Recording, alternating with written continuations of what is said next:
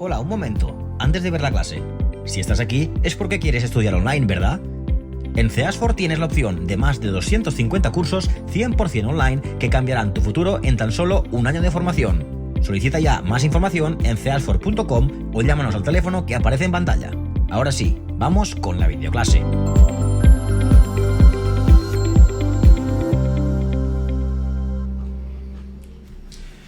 Muy bien, y buenos días y bienvenidos a la clase dedicada a las fuentes del derecho y la jerarquía normativa.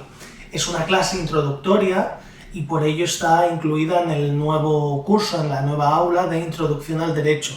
Es una aula transversal para toda clase de oposiciones de toda España y que cuenta con su presentación y su clase en catalán para los alumnos de Cataluña. No obstante, como he dicho, es válida para todos los alumnos de España, y en ese sentido pues os invito a quedaros y a entender un poquito más cómo es el derecho en nuestro país, el ABC de las normas de la ley en España y también cómo estas normas se configuran, que eso es lo que quiere decir jerarquía normativa.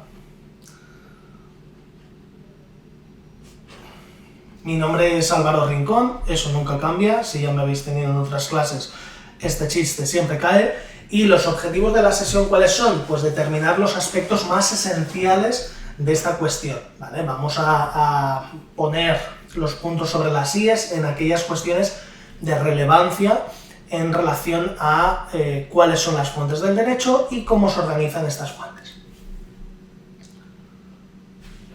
A ver, un momentito que nuestro profesor se apañe. Muy bien. Y empezamos por la primera diapositiva. Naturalmente tenéis el chat para cualquier duda que tengáis.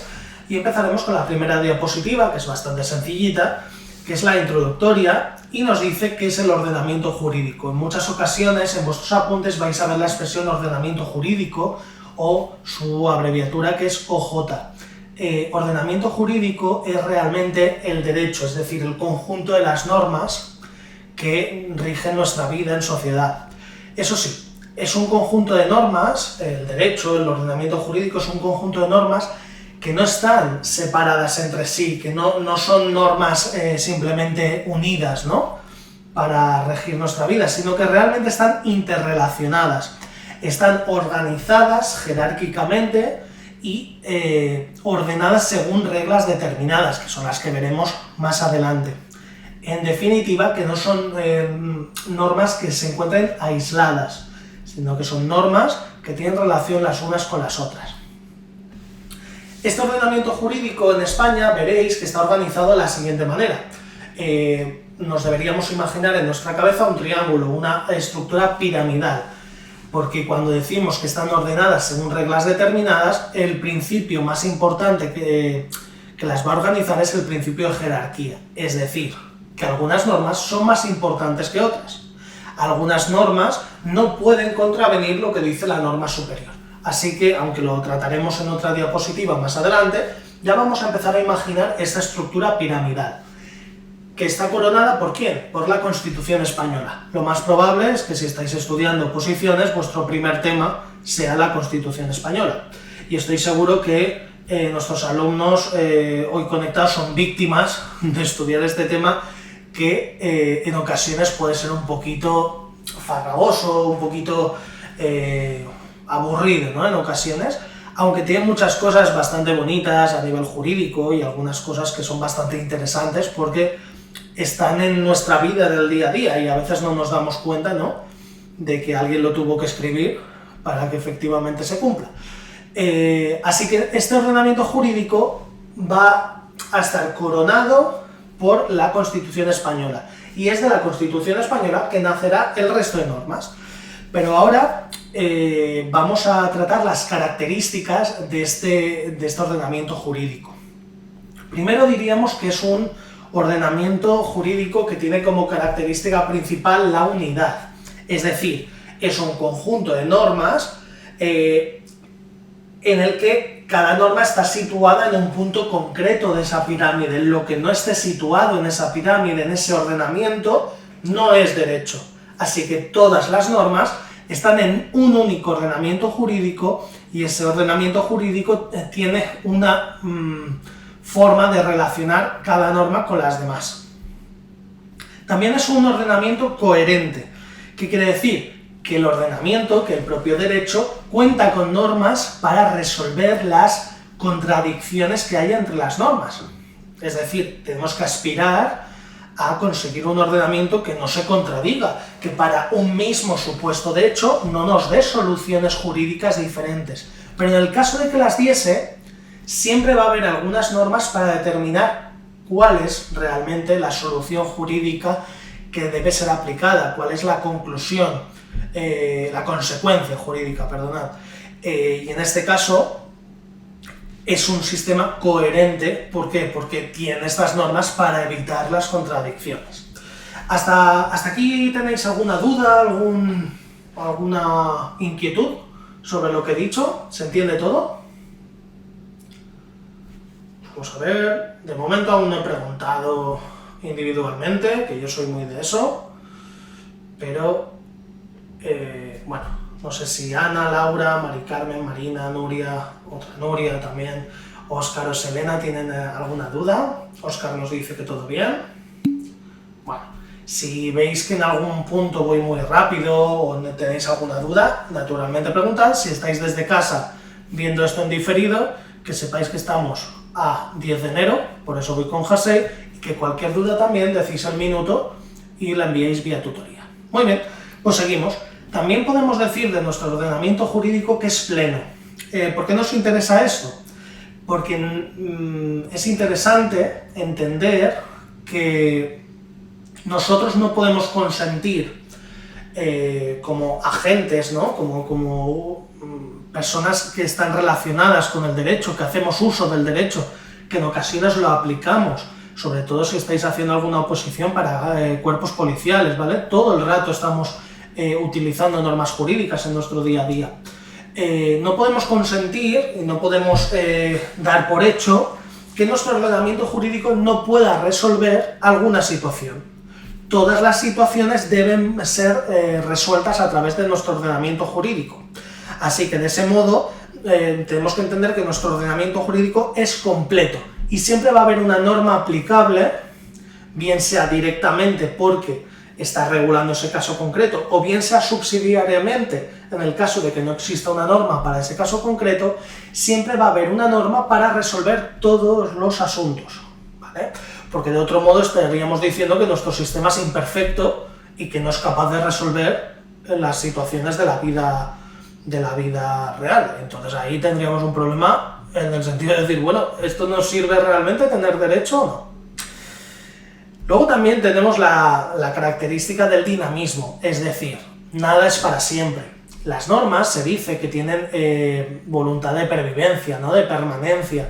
Se crea una norma con la voluntad de que eso dure bien la situación, todo lo que dure la situación que está resolviendo, o bien que dure todo lo que tenga que durar, ¿vale? Se intentan crear normas para poder resolver cuestiones y dar una solución jurídica para siempre. Naturalmente esto no es verdad, y las normas van cambiando, se van modificando y se van adaptando a las necesidades de la sociedad que las crea. En ese sentido vamos a ver diferentes procedimientos para modificar las normas. Tenemos la reforma, la derogación o la modificación, dependiendo de del tipo de norma. Sobre todo recordad que derogar una norma, es decir, quitarle la validez a esa norma, expulsarla del ordenamiento jurídico, es derogar, no derrogar. Derrogar es lo que hacemos cuando le pedimos a alguien algo. Entonces eso es interesante, y si en alguna ocasión hacemos algún examen escrito, son esas pequeñas cosas, ¿no?, que quedan bastante mal dependiendo de quién examine, y que le dan cierto tic nervioso. Así que vamos a intentar evitarlas, siempre decir derogar, y es una de las maneras de modificar, ¿no?, de un ejemplo de ese dinamismo de las normas jurídicas, que no se mantienen estáticas durante el tiempo, sino que a medida que surgen nuevas necesidades o nuevas situaciones, como por ejemplo podríamos imaginar toda la situación de redes sociales, internet, delitos económicos, las normas se tienen que adaptar a esa nueva realidad que antes no existía. Y por último, tenemos como característica la pluralidad. ¿Qué es la pluralidad? Pues entender que en nuestro sistema las normas no nacen, no se emiten por un único órgano, ¿vale? No estamos en un sistema autoritario en el que sea un único órgano el que crea normas, sino que tenemos una pluralidad de centros de producción normativa. Así que nos vamos a encontrar el gobierno central, el gobierno estatal, nos vamos a encontrar las Cortes Generales, es decir, el poder legislativo a nivel estatal, pero también las diferentes asambleas legislativas de las diferentes comunidades autónomas. También los propios municipios que tienen esa autonomía local van a poder crear normas de X tipo, pero van a poder crear normas y regularse. Algunos propios órganos tienen la capacidad de establecer sus propios reglamentos.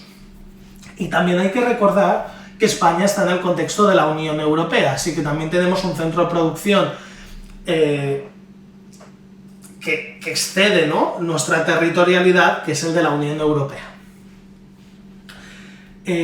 Vamos a pasar a la siguiente diapositiva y mientras lo hago, os pregunto si tenéis alguna duda. Si la tenéis, pues ya sabéis.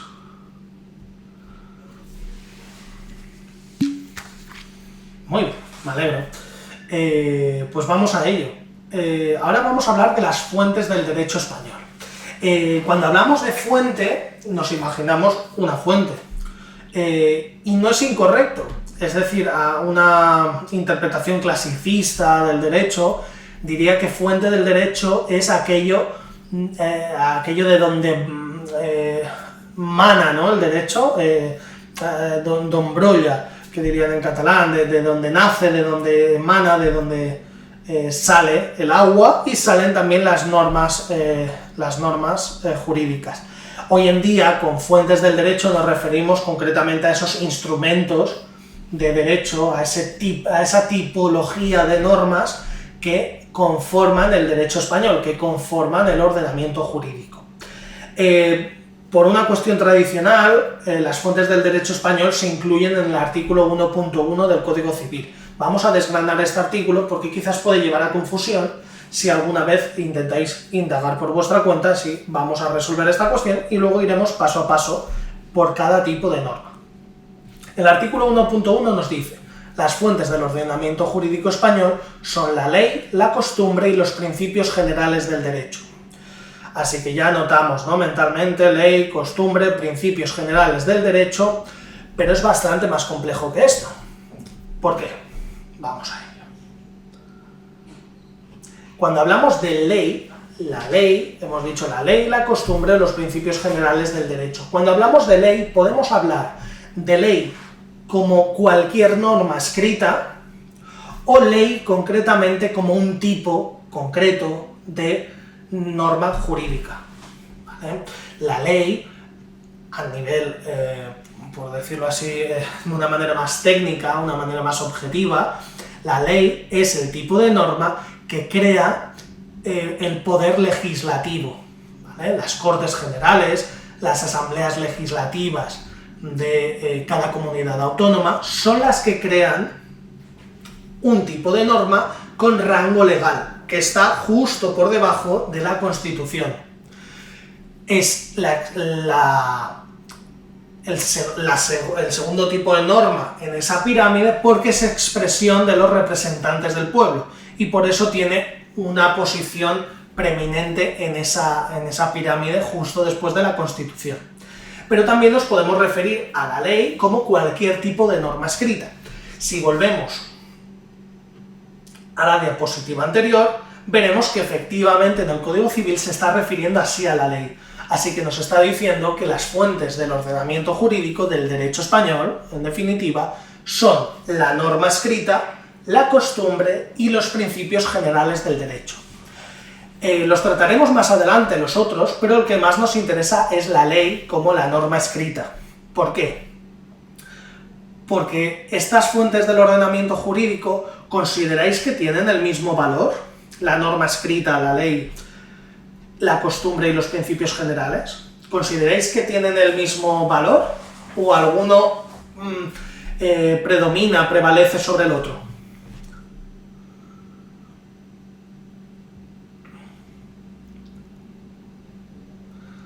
A ver nuestros alumnos, si están atentos, a ver qué opinión tienen. Naturalmente en casa pues es una oportunidad para pues, también darle al magín y pensarlo. Óscar nos dice que la ley escrita tendrá más peso. Efectivamente, ¿vale? Y Selena nos dice que van por orden, porque es así. Siempre vamos a aplicar la ley, es decir, esta palabra que utilizamos aquí de manera general, ¿no?, para referirnos a la norma escrita. Siempre prevalece la ley. En defecto de norma escrita, vamos a aplicar la costumbre de manera subsidiaria. Cuando aplicamos algo subsidiariamente, quiere decir que nosotros tenemos una petición, por ejemplo, ¿no? Le estoy pidiendo algo a mi ayuntamiento. Oye, te pido que me des la terraza para el bar, me lo estoy inventando, de 10 metros. Y si no me la quieres dar de 10 metros, dámela de 9. Y si no, dámela de 8. Yo que quiero realmente de 10, pero subsidiariamente, si no estás de acuerdo con esto, pues te pediré la de 9. Y si no, la de 8. ¿Vale? Aquí es más o menos lo mismo, pero en relación a qué aplicamos. Aplicamos la norma escrita. En defecto, es decir, en el caso que no haya una norma escrita que pueda dar solución a ese supuesto de hecho, vamos a aplicar la costumbre. Y en defecto de costumbre, vamos a aplicar los principios generales del derecho. Así que, como veis, está efectivamente, como dicen los compañeros, escalonado, ¿vale? Y siempre va a tener esa preferencia la ley, es la ley que en este caso hablamos de la norma escrita.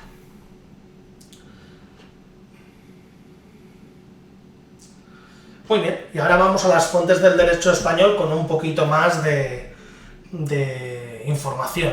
¿Hasta aquí todo bien?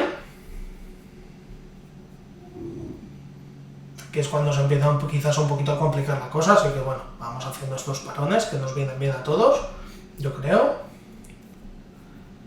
Venga, pues vamos ahí.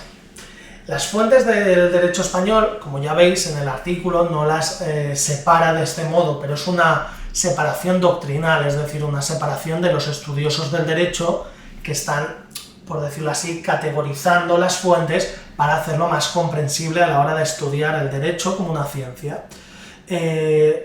Podemos distinguir primero fuentes directas e indirectas. Las fuentes directas son las que recoge efectivamente ese artículo anterior, y tenemos las primarias, que son la ley en general, la norma escrita, y las subsidiarias, que son esas que hemos dicho que en defecto de la norma escrita aplicaríamos. Las fuentes indirectas también están reconocidas, pero son fuentes que no aparecen en ese artículo, y ahora las trataremos. Vamos primero a las fuentes directas y la parte de arriba que pone fuentes primarias. Esas fuentes primarias son esa pirámide que os había dicho antes. En la cúspide tenemos la Constitución, que es aquella norma suprema, aquella norma que regula los aspectos más básicos de la configuración de nuestro Estado, pero también que reconoce derechos subjetivos individuales a las personas, a los ciudadanos. Entonces nos va a reconocer el derecho a la integridad física y moral, nos va a reconocer el derecho a la vivienda, nos va a reconocer el derecho a la familia, el derecho, por ejemplo, ¿no?, a ser atendido a través de un sistema de salud. Un montón de derechos, y además aquellas cosas que configuran qué es España. Y además los órganos más esenciales para que funcione ese Estado al que hemos llamado España. Justo después tenemos la ley, que como os he dicho tiene esta posición porque es fruto de los representantes del pueblo. Pero también vamos a ver disposiciones normativas con rango de ley.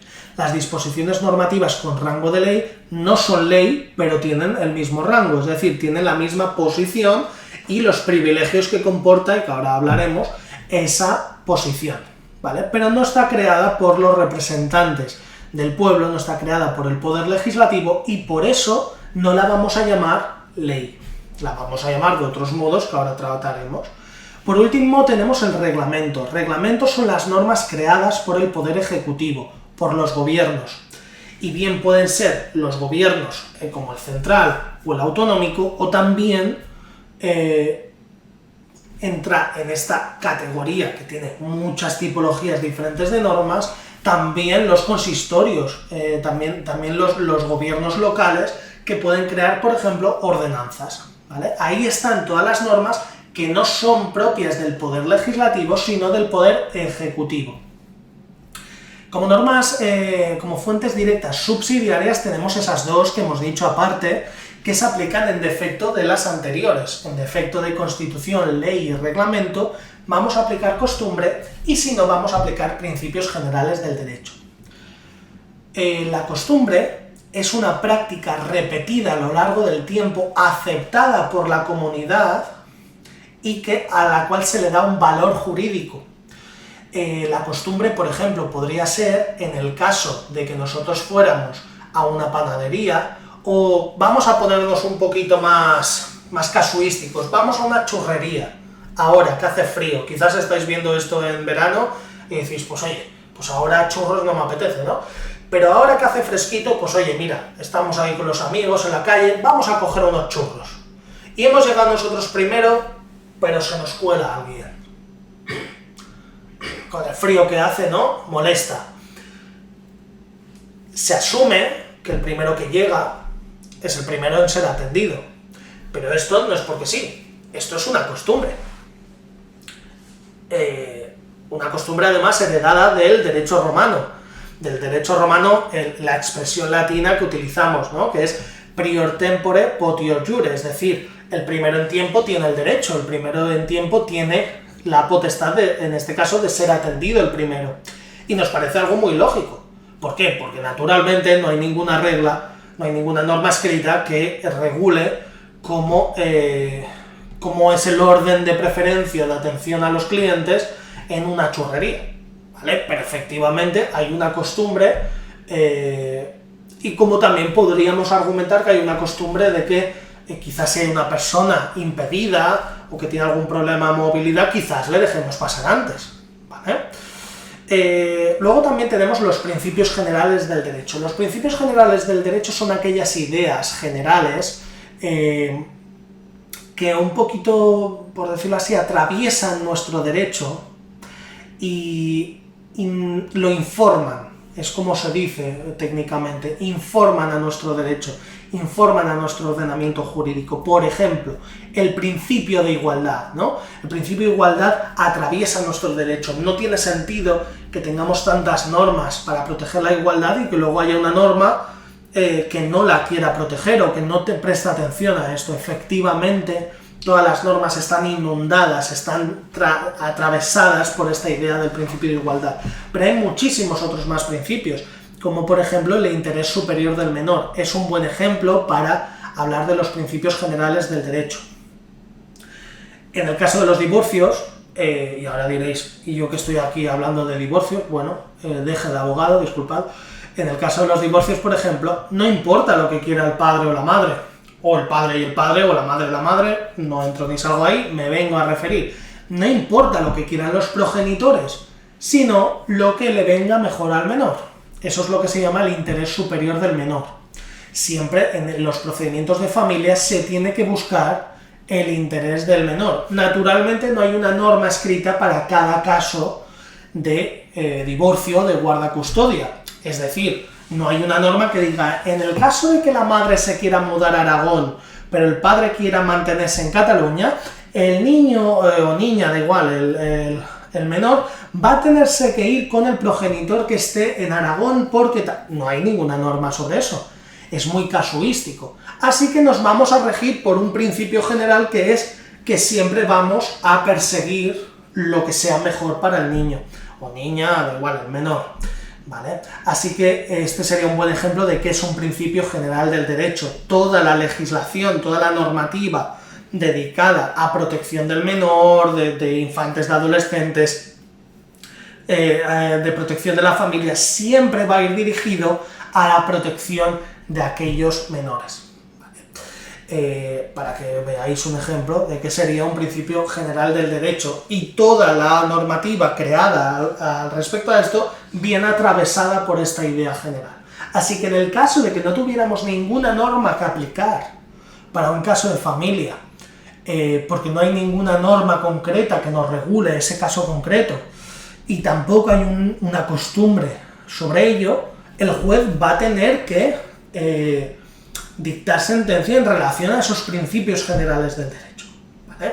Pero como veis, es una aplicación subsidiaria.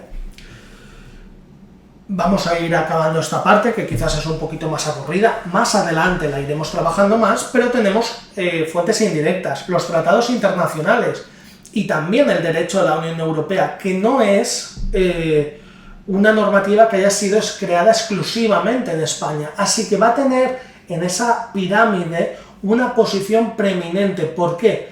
Porque no tenemos la capacidad de unilateralmente modificar esas normas o derogarlas, porque es un contrato con otro ente, con otro estado, con otra organización. Así que no es de tan fácil modificación y tiene un lugar preeminente en esa pirámide que ya trataremos más adelante. La jurisprudencia del Tribunal Supremo viene a ser que efectivamente lo que deciden los jueces, si es un criterio reiterado en el tiempo, puede sentar jurisprudencia, y esa es una interpretación válida para resolver situaciones jurídicas. Entonces, si, por ejemplo, el Tribunal Supremo ha determinado que en el caso de que no haya pruebas objetivas, ¿qué se tiene que tener en cuenta para, por ejemplo, poder condenar a un agresor sexual o poder condenar a un asesino y no se ha encontrado el cuerpo? Esa clase de interpretación, disculpad, que esto se ha puesto truculento de pronto, esa interpretación ha sentado jurisprudencia y es la que tienen que aplicar los tribunales que están por debajo del Tribunal Supremo. También tenemos, esto lo trataremos más adelante, no os preocupéis, también tenemos la doctrina científica, que es el trabajo que han hecho los diferentes juristas estudiando el derecho, la propia ciencia del derecho, y estudiando cómo funcionan cada una de las instituciones del derecho. Entonces, en el caso de que no encontrásemos ninguna solución jurídica a través de esas fuentes directas o indirectas, cabría acudir a quienes han estudiado el derecho y quienes han estudiado las diferentes instituciones jurídicas, ¿vale? Esto ya lo trataremos más adelante, no os preocupéis. Ahora lo que vamos a hacer es ir a esa pirámide que nos va a ejemplificar muy bien todo lo que estamos hablando, que es un poco rollo, pero bueno, ya veréis que esto nos va a dar las bases para poder afrontar nuestra oposición.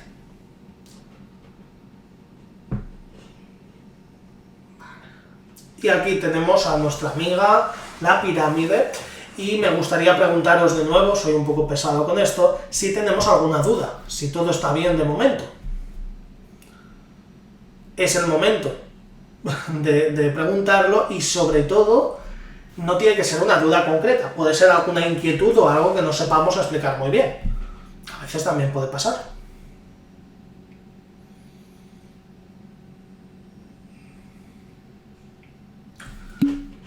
Bien, por ahora nos dice Nuria, así que perfecto. Quien tenga alguna duda, pues puede preguntar, pero si no, continuamos. Tenemos esta pirámide, y esta pirámide la llamamos la pirámide de Kelsen. Kelsen fue un jurista muy reconocido, alemán, y es que nuestro derecho es un derecho es una tradición jurídica continental, en contraposición, europea continental, en contraposición como, por ejemplo, al sistema de la Commonwealth, ¿vale? De la Mancomunidad de Naciones, es decir, el sistema, por ejemplo, que usa el Reino Unido, que usa Australia, y también el que ha heredado Estados Unidos, ¿vale? En contraposición a esos sistemas que se basan en el precedente judicial, es decir, si para resolver quién se queda este ratón hubo un juez en Michigan que dijo X, pues nos vamos a tomar justamente esa solución jurídica que tomó ese ese juez de Michigan, ¿vale? Es decir, quien sienta jurisprudencia, y la jurisprudencia son normas, son los tribunales, y apenas tienen norma escrita. Se basan mucho en el precedente, en qué dijo otro tribunal al respecto de esa cuestión. En nuestro caso no es así, nosotros tenemos preferencia por la norma escrita y la configuramos en esta pirámide de Kelsen, que es el jurista que la confeccionó a nivel teórico. Estos son los 3 niveles principales. Naturalmente, dentro de cada nivel hay ciertas consideraciones y hay normas que prevalecen sobre otras. Pero aquí la vamos a estudiar de manera general y vemos que aquí tenéis al ladito una etiqueta que es el principio que realmente regula la relación entre estas normas, y es el principio de jerarquía. Es decir, las normas que están más arriba en la pirámide tienen más poder que las que están en la parte inferior. Así que las que están por debajo no pueden contravenir, no pueden contradecir las normas superiores. No pueden regular algo de manera diferente a cómo está regulada la norma que está en un rango superior. Pero es que de hecho no pueden tampoco alterar de alguna manera su vigencia, no pueden alterar de alguna manera su validez. No puede un reglamento derogar una ley, y una ley, por ejemplo, no puede contravenir lo que dice la Constitución. ¿Vale? Normalmente, además, las normas inferiores lo que hacen es desplegar los efectos de algo que haya dicho la norma superior. Desplegarlo, no contradecirlo. Así que, dependiendo de lo que tengamos que hacer, vamos a utilizar un instrumento jurídico u otro. Como hemos dicho, tenemos la Constitución en la cúspide y justo debajo tenemos las normas con rango de ley. Primero, la ley, que es esa norma que hemos dicho que crea el poder legislativo, pero también vemos otras leyes como los estatutos de autonomía, que tienen que ser aprobados por las leyes orgánicas. Recordad también que las leyes, una distinción muy clásica y muy clara de las leyes es en leyes ordinarias y leyes orgánicas. Esto es importante, no simplemente una distinción teórica, sino que realmente es importante porque tratan materias diferentes. Hay algunas materias que solo se pueden tratar por ley, y hay algunas materias que solo se pueden tratar por ley orgánica. Pero de todos modos, ya os avanzo que entre la ley ordinaria y la ley orgánica no media el principio de jerarquía. Es decir, pese que haya reserva orgánica de algunas leyes, de algunas materias, la ley orgánica no es más que la ley ordinaria, simplemente tratan cosas diferentes, ¿vale? Y también tenemos otras normas con rango de ley, pero que no han creado el poder legislativo, es lo que hemos dicho antes. Las más interesantes son el Real Decreto Legislativo y el Real Decreto Ley. Más adelante los trataremos, pero son un tipo de decreto que crea el gobierno, bien por situaciones urgentes y necesarias, o bien porque le ha delegado el poder legislativo al poder ejecutivo la potestad de crear una norma respecto a cierta materia. Y como el poder ejecutivo no tiene capacidad de crear leyes, crea estos instrumentos que tienen rango de ley. Luego tenemos las normas reglamentarias. Las normas reglamentarias tenemos una diversidad de tipos de reglamentos muy grande. Podemos destacar reglamentos en sí, por ejemplo, el reglamento que se pueda crear sobre cómo funciona una institución, un órgano concreto, decretos, ordenanzas, que son esos reglamentos a nivel municipal, y normas del Poder Ejecutivo en general. Todo lo que cree el Poder Ejecutivo que no tenga rango de ley entra en este escalafón de reglamento. Muy bien, voy pasando a la siguiente. Si tenéis alguna duda me escribís. A ver, disculpad. Muy bien. Y vamos a ver cómo se relacionan estas normas. No solo media el principio de jerarquía, sino que media alguno otro. Disculpad que creo que hay alguna palabra en catalán, porque como hicimos primero la sesión en catalán, quizás hay alguna que se me ha quedado ahí.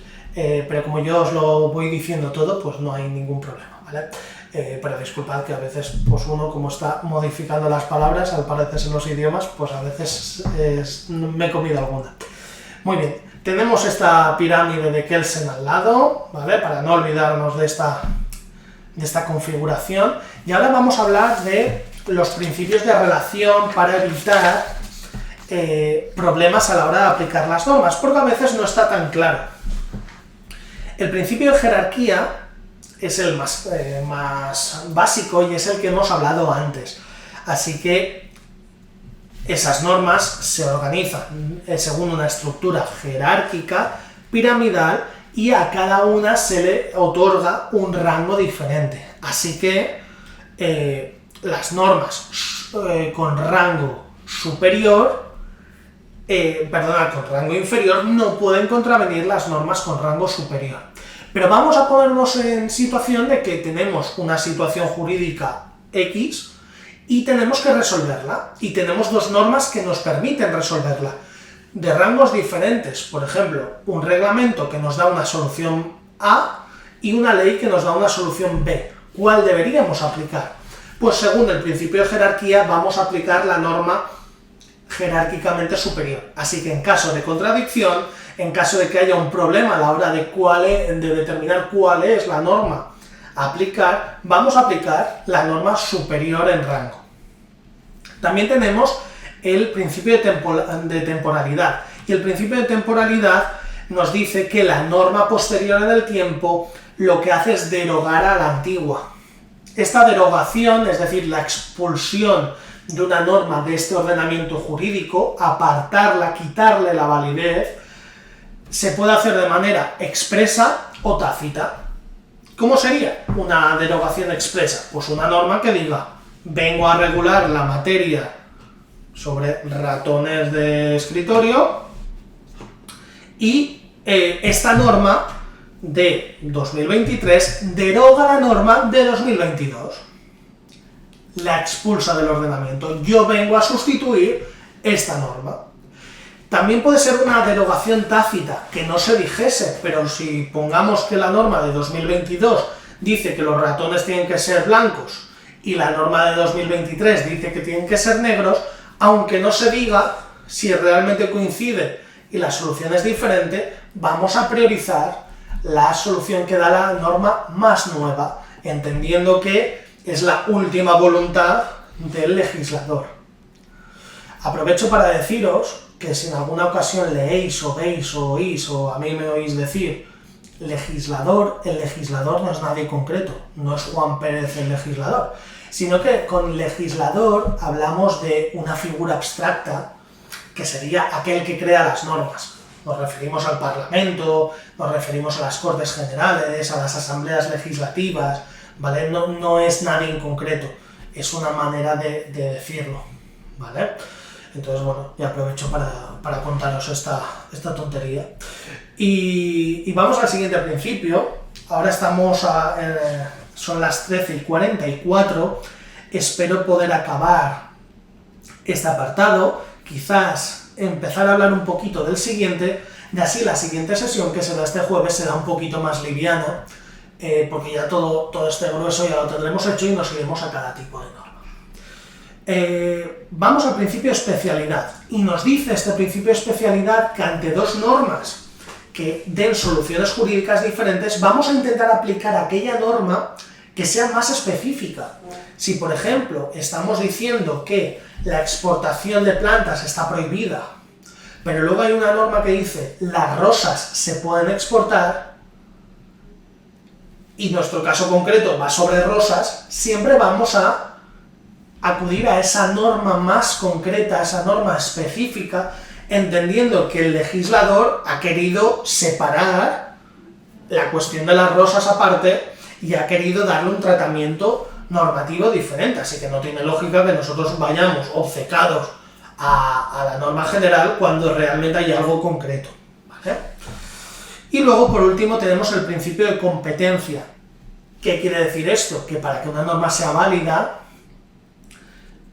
tiene que haber sido aprobada por el órgano competente siguiendo un procedimiento preestablecido el procedimiento que ya consta en la norma para aprobarla. Es decir, que el Ayuntamiento de Tarragona, que es desde donde os hablo, no puede aprobar una reforma de la Constitución, como lógico. Ni el Ayuntamiento de Valls, que es donde nací, datos que os doy, no puede aprobar... disculpad, que tenemos aquí un pequeño delay técnico. Vale, ya está. Se me estaba apagando la pantalla. El Ayuntamiento de Valls no puede aprobar una reforma de la ley orgánica que es el Código Penal, como lógico. Así que cada norma tiene que ser aprobada según el procedimiento establecido en nuestro ordenamiento jurídico y por el encargado para hacerlo. ¿Vale? Muy bien. Y luego tenemos que entender, sobre todo los alumnos que hagáis alguna oposición autonómica, es interesante entender que nosotros, al tener una pluralidad de centros de producción, vamos a ver que hay superestructuras dentro de esta pirámide, que hay diferentes ordenamientos jurídicos autonómicos, porque la idiosincrasia de España es muy, muy compleja, porque tenemos un poder legislativo y ejecutivo estatal, pero también lo tenemos autonómicos. Recordad, eso sí, que el poder judicial no está desdoblado en las diferentes comunidades autónomas, y que el poder judicial es único en España. No tiene nada que ver, ya lo trataremos en otras sesiones, no tiene nada que ver con la cuestión de que la comunidad autónoma tenga la competencia en la administración de justicia en su comunidad autónoma, es decir, en la posibilidad de administrar los recursos materiales y humanos de los juzgados de su comunidad autónoma. Pero el Poder Judicial es único en España. El Legislativo y el Ejecutivo no lo son. Y el Legislativo y el Ejecutivo están repartidos a lo largo del territorio. Entonces, como crean también sus normas, aquí tenemos un problema. ¿Qué pasa si el conflicto que hay entre normas es entre una norma estatal y una norma autonómica? Primero tenemos, eso sí, la cláusula de supletoriedad del derecho estatal, que nos viene a decir que en el caso de que una comunidad autónoma no haga uso de sus competencias en determinada materia, es decir, que la tenga asignada, pero que realmente no haga uso, no cree normas sobre esa competencia, lo que vamos a hacer es supletoriamente aplicar el derecho estatal. ¿Vale? Es decir, a falta de una norma autonómica, pese a que tiene la competencia, vamos a aplicar el derecho estatal. Luego tenemos la cláusula de prevalencia, y la cláusula de prevalencia nos dice que las normas estatales prevalecen sobre las de la comunidad autónoma siempre que la comunidad autónoma no tenga atribuida exclusivamente aquella competencia. ¿Vale? Así que sí, es una materia que no es exclusiva la competencia de la comunidad autónoma, en caso de conflicto vamos a aplicar la norma estatal. ¿Vale?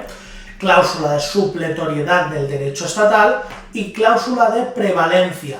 Os lo digo porque ahí sale, ya os he dicho que a veces quizás hay alguna línea que me he podido saltar en la traducción, que naturalmente estará corregido cuando os lo suba y también en la siguiente sesión. Muy bien, y como ahora nos quedan poquitos minutos, vamos a acabar con esta frase, hacemos un pequeño resumen de lo que veremos el próximo día, y así ya lo tenemos listo. Con este dibujo así un poco tontorrón, nos quedamos con la idea de que una norma inferior no puede contradecir una norma superior. ¿Vale? Aquí vemos el rango de reglamento que se está jugueteando con los derechos fundamentales de DFF, y la Constitución no está muy contenta, y es que efectivamente es así. ¿Vale? Los rangos inferiores no pueden contradecir lo que dicen las normas superiores. ¿Qué veremos el próximo día?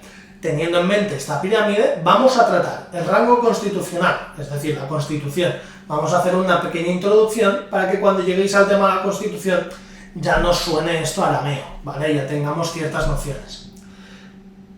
Vamos a tratar también el rango legal y vamos a tratar por un lado la ley, que hemos dicho que era ese tipo, es decir, hemos dicho que era o bien las normas escritas y ahora concretamente ese tipo de norma que crea el poder legislativo. También vamos a tratar el resto de normas con rango de ley que no crea el poder legislativo, que son los decretos legislativos y los decretos ley. Además, tenéis un material ya en el aula dedicado a esto, que también lo di yo, por si os había sabido a poco ver esta cara, pues también tenéis ese vídeo. Pero de todos modos, el próximo día haremos una breve introducción a esa cuestión, así que yo os recomiendo que si estáis siguiendo esto en orden, esperéis a la clase del próximo día, la vemos y luego podéis dirigiros a ese material interactivo breve. ¿Por qué? Porque tiene ejercicios mientras se está dando la explicación, dura unos 8 minutos si no me equivoco, y os va a ayudar pues un poquito a entender bien esa cuestión. Esto en el rango de normas con rango de ley. Y por último, en el último peldaño tenemos la jerarquía, los reglamentos, ¿vale? Esas normas creadas por el Poder Ejecutivo y que ya veis al final que pone tipología de normas muy diversa. Tenemos normas de diferente tipo que también dentro de ese rango están ordenadas según la jerarquía. Y por último trataremos la cuestión de los tratados internacionales y también del derecho de la Unión Europea, que no flota alrededor de la pirámide, sino que es parte de nuestro derecho. La cuestión es que como no podemos modificarlo por nosotros mismos, porque necesitamos hacerlo con la otra parte involucrada, va a tener una posición preeminente respecto a la ley. Pero esto lo trataremos en la próxima sesión. Y también las otras fuentes, haremos un poquito más de hincapié sobre la jurisprudencia, la doctrina, la costumbre y los principios generales del derecho, que hemos dicho que eran estos dos eran las normas que las fuentes del derecho que subsidiariamente aplicábamos en defecto a falta de una norma escrita. Pues por mi parte nada más, tenéis más información en vuestro campus virtual y como siempre me tenéis a vuestra disposición, tanto a mí como al resto de compañeros y profesores, para asistiros durante vuestro estudio. Preguntad todas las inquietudes y dudas que tengáis en tutoría. ¿Que preguntáis sobre algún vídeo grabado? Poned el minuto. ¿Que preguntáis sobre algún temario? Poned la página, el apartado, y os vamos a ayudar. Si no, nos vemos la siguiente clase. Ahora tenemos una duda, así que vamos ahora a resolverla, pero bueno, ya hago extensivo este anuncio de que el próximo jueves tenemos a la misma hora, a la 1, una clase dedicada a esta segunda parte, y así tendremos el primer bloque de esta nueva aula de introducción al derecho completado. Antes de acabar, Óscar nos dice si un reglamento es lo mismo que una ordenanza o la ordenanza es un tipo de reglamento. Podemos considerar que la ordenanza es un tipo de reglamento, ¿vale? Es decir, la ordenanza tiene rango reglamentario y por eso está en este último peldaño, ¿vale? Pero naturalmente la ordenanza la crea un órgano muy concreto que al final es el gobierno local, ¿vale? Nada, gracias a ti y no sé si hay alguna duda más antes de terminar. Gracias a ti, Mari Carmen, y nada, me despido de vosotros y el próximo día más y mejor. Espero que no haya sido muy aburrido y que os haya servido. Gracias, muchas gracias. Hasta el jueves, gracias.